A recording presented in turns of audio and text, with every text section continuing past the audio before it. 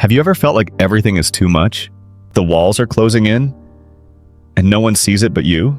Sometimes the silence around us is louder than any scream, and it feels like God has gone quiet, like heaven turned its face away. But what if I told you He's closer now than ever before? There's a story I want to tell you. It's not long, but it's the kind you don't forget. There was a man walking through a desert. The sun was brutal, the nights were freezing, and all he had left was a canteen of water, and a prayer he wasn't sure God was hearing. Each step hurt more than the last. He had lost everything: his family, his job, his strength, and worst of all, his hope. But one morning, as he collapsed to his knees in the sand, whispering, "I can't do this anymore," he noticed something. His shadow. Even in the wilderness, even in his brokenness, the light was still there behind him. You see, sometimes we're so focused on what's ahead, on the pain, the emptiness, the questions, that we forget to look back and realize we've made it this far. And that's not by accident.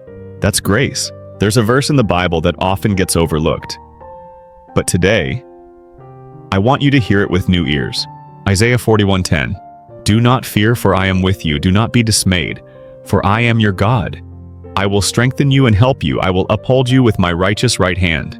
Let that settle in, not just as words, but as truth. You're not walking alone. You never were. Even in the moments you thought God abandoned you, He was carrying you. Even when your prayers felt like they hit the ceiling, He was listening. Even when you were curled up in bed, crying quietly so no one would hear, He was right there, counting every tear. The enemy wants you to believe it's over, that your story is finished, that the pain wins. But God isn't done. Sometimes the wilderness is not a punishment, it's preparation. Before David became king, he was hiding in caves. Before Moses led a nation, he was a fugitive in the desert. Before Jesus began his ministry, he fasted 40 days in silence and heat. You are not forgotten. You are being shaped. And just maybe, this breaking isn't the end. It's the bending of a bow, pulling you back so when God releases you, you'll soar further than you ever imagined.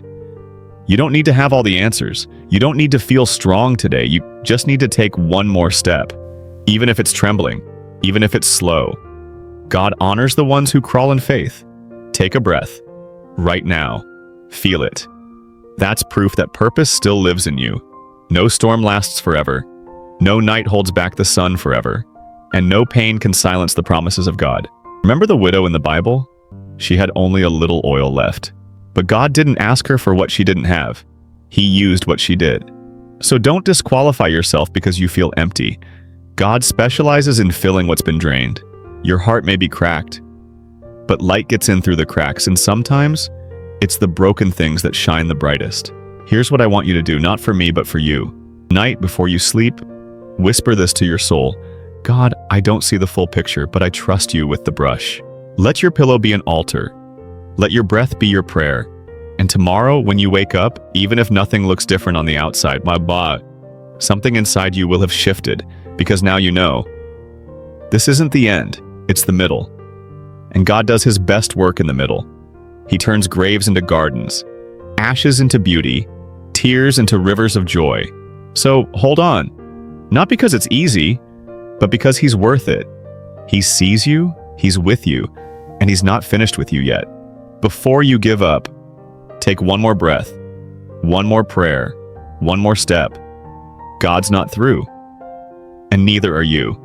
If this spoke to your heart, give this video a like, subscribe to the channel, and tell us in the comments, what are you still holding on to faith for? Let's lift each other up, because together we rise.